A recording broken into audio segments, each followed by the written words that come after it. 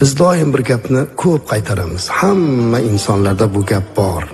Bu dunyo imtihon dunyo deymiz. Ha, bu dunyo imtihon dunyosizlar. Hammamiz imtihon uchun kelganmiz. Shunday ekan, boshqa bir birodarimiz kattaroq imtihonga tushganda unga yaxshi gumon qilmoq kerak.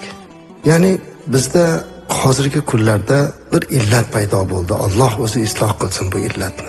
Agar bir insonda aytsakki, falonchini eshitdingizmi? Alloh saqlasin, uyiga o't ketib qopti desa, ha, ketadi-da, u haromdan topganda deymiz. Falonchini boshiga mana bunday musibat kelibdi desa, to'g'ri-da, endi topibdi topadiganini. Ya'ni odamlar nazdida go'yoki faqat gunohkor odamlargina sinaladi. Kimni boshiga bir sinov tushsa, demak u gunohkor. O'zimizni boshimizga bir qiyinchilik, musibat kelsa, biz aytamiz, bu Allohning sinovi, bunga sabr qilishimiz kerak deymiz. U boshqa bir insonga balo, ofat yetsa, ha, bu Allohning unga jazosi, azobi, shunga loyiq u deymiz. Astag'firulloh. Bunday demaslik kerak sizlar. Hammamiz Allohning oldida ojiz bir bandamiz. Alloh bizlarni imtihon qiladi. O'zi aytadi Qur'oni Karimda: A'udhu billahi minash shaytonir rojim. وَلَنَبْلُوَنَّكُمْ بِشَيْءٍ مِنَ الْخَوْفِ وَالْجُوعِ وَنَقْصٍ مِنَ الْأَمْوَالِ وَالْأَنْفُسِ وَالثَّمَرَاتِ وَبَشِّرِ الصَّابِرِينَ. Sizlarni imtihon qilamiz dedi Alloh taolo. Sizlarni turli holatlarda imtihon qilamiz. Sizga xavf berishlik bilan imtihon qilamiz. Val-ju' ochlik bilan imtihon qilamiz. وَنَقْصٍ مِنَ الْأَمْوَالِ mol dunyolaringizga nuqson yetkazishlik bilan imtihon qilamiz. Val anfus va sizni nafslar ichingizdagi odamlarni olishlik bilan, yaqinlarimizdan judo bo'lishlik. Mana shu bilan imtihon qilamiz.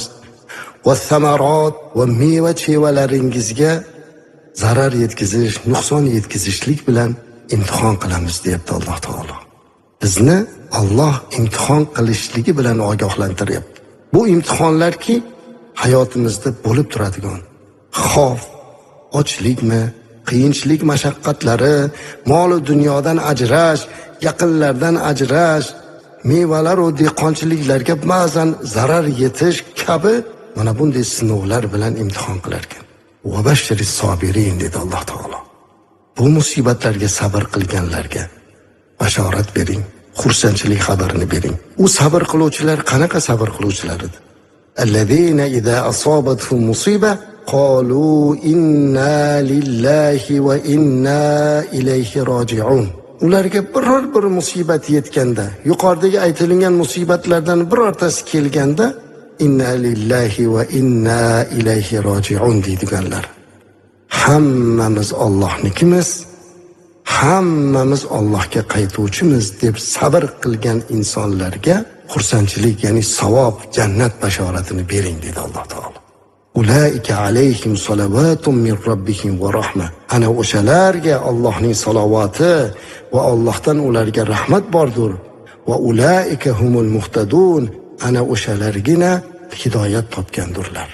Ana o'shalar hidoyatdagi kishilar bo'lar ekan sizlar. Kimlar biror bir imtihon yetganda sabr qilib, hammamiz Allohnikimiz, hammamiz Allohga qaytamiz deganlar. Bu kalimani istirjo kalimasi deydi. Inna lillahi va inna ilayhi roji'un. Har qanday sinovda bu gapni aytishimiz kerak. Eng birinchi aytadigan gapimiz mana shu bo'lish kerak.